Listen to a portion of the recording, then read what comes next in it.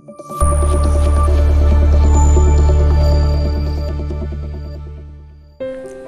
Hi నమస్తే అందరికీ, ఎలా ఉన్నారు?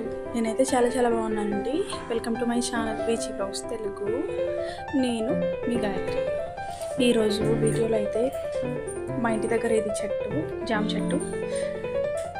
ఇది ఎప్పుడో మా ఆయన వాళ్ళ తాతగారు పెట్టారు. ఆయన చనిపోయి ఏ స్వర్గంలో ఉన్నారో కానీ ఆయన పేరు చెప్పుకొని మేము ప్రతి ఏడు ఈ కాయల్ని తింటాము. సిటీల్లో ఉంటే ఇంత కంఫర్ట్ రాదు కదండి, పల్లెటూర్లలో వచ్చే అంత.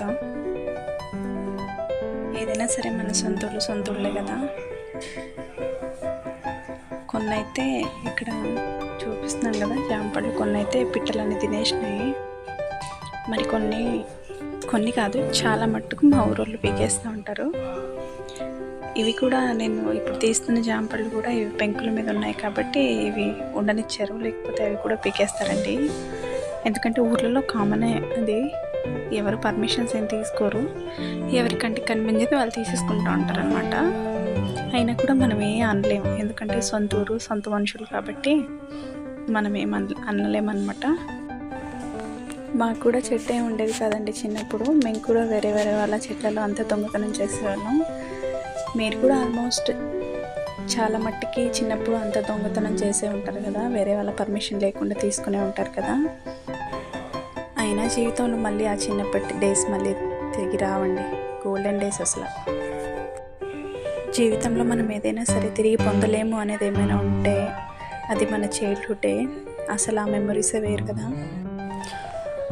అందరి ఉద్దేశంలో గొప్ప చదువులు ఉండి, గొప్ప ఉద్యోగాలు ఉండి, వేరే ఊర్లలో ఉండి గొప్ప శాలరీస్ వస్తేనే గ్రేట్ ఏమో. కానీ నా మట్టుకైతే సొంత ఊర్లో ఉండి మన వాళ్ళతో కలిసి ఉండడమే చాలా గ్రేట్ కదా. నాకు ఈ లైఫే బాగుంది, ఈ లైఫే నచ్చుతుంది నాకు. పల్లెటూరులో జీవితాంతం ఉండిపోవాలి అసలు.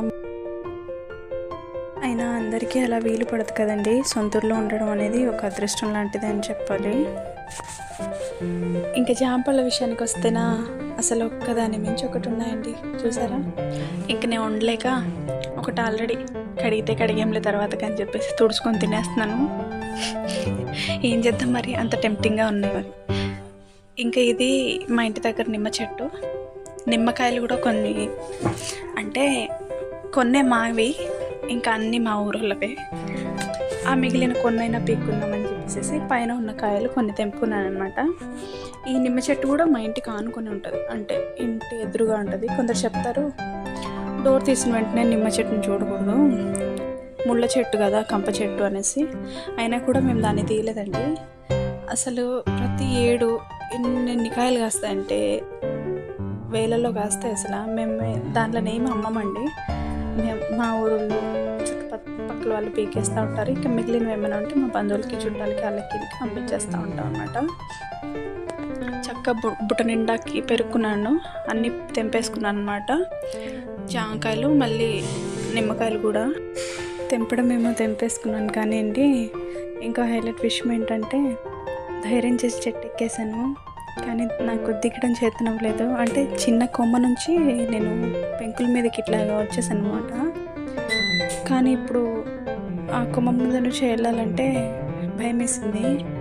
తెలివి తక్కువ సీతయ్య అని ఒక పాట ఉంటుంది కదా, అట్లా అయిపోయింది నా సిచ్యువేషన్. ఇంకేం చేస్తావులే అని చెప్పేసి, ఇది మా ఇల్లు. మా ఇంటి వెనకాతల నుంచి ఇట్లా బాత్రూమ్ ఉంటుంది, బాత్రూమ్ మీదకి మెల్లగా దిగేసి దాని తర్వాత అక్కడ నుంచి కిందికి దిగేద్దాంలే, ఇసుక ఉండింది కింద, అట్లాగా దిగేద్దాంలే అని ప్లాన్ చేసి ఇటువైపుకి వచ్చాను అనమాట. కష్టపడి బాత్రూమ్ మీదకి దిగేసాను. ఇది మా అట్టి చెట్టు గెలేసింది, చూసారా ఈ అట్టి చెట్టు.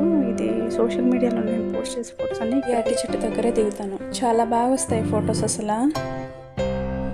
కష్టపడి కిందికి దిగేసి కొన్ని జాంపళ్ళు ఒళ్ళో వేసుకొని మా చేను దగ్గరికి వెళ్ళిపోతున్నానండి. వాకబుల్ డిస్టెన్సే ఉంటుంది మా ఇంటికి చేనుకి. అక్కడికి వెళ్ళి నేను మా తాతయ్యకి ఇస్తుంటే తీసుకున్నారు. తర్వాత మా బుడ్డిదానికి ఇచ్చాను. మా బుడ్డిది అయితే బాగా ఎంజాయ్ చేస్తుందండి. సపోటాలు తినదు కానీ జాంపళ్ళు అయితే బాగా తినదు. ఇది మా పొలం, మా అమ్మకు కూడా ఇచ్చాను, తీసుకుంటుంది. ఇవి ప్రస్తుతానికి మా పొలంలో అయితే బంతి చెట్లు వేస్తాము. ఇది ఎల్లో కలర్ బంతి, ఇంకా రెడ్ కలర్ బంతిపూలు అయితే ఇప్పుడు వస్తూ ఉన్నాయి, స్టార్ట్ అవుతున్నాయి. మా పొలం దగ్గర వీడియోస్ చేయాలని చాలా రోజుల నుంచి అనుకుంటున్నాను, కానీ నాకు టైం సరిపోదండి. డేలో నేను అసలు ఇంటి దగ్గర ఉన్నాను కదా, అందుకు ఇంకా పొలం దగ్గర నుంచి మెల్లగా మా బుడిదని పెట్టుకొని ఇంటికి వచ్చేసానండి. వీడియో నచ్చితే కనుక లైక్ చేయండి, షేర్ చేయండి, సబ్స్క్రైబ్ కూడా చేసుకోండి. బాయ్.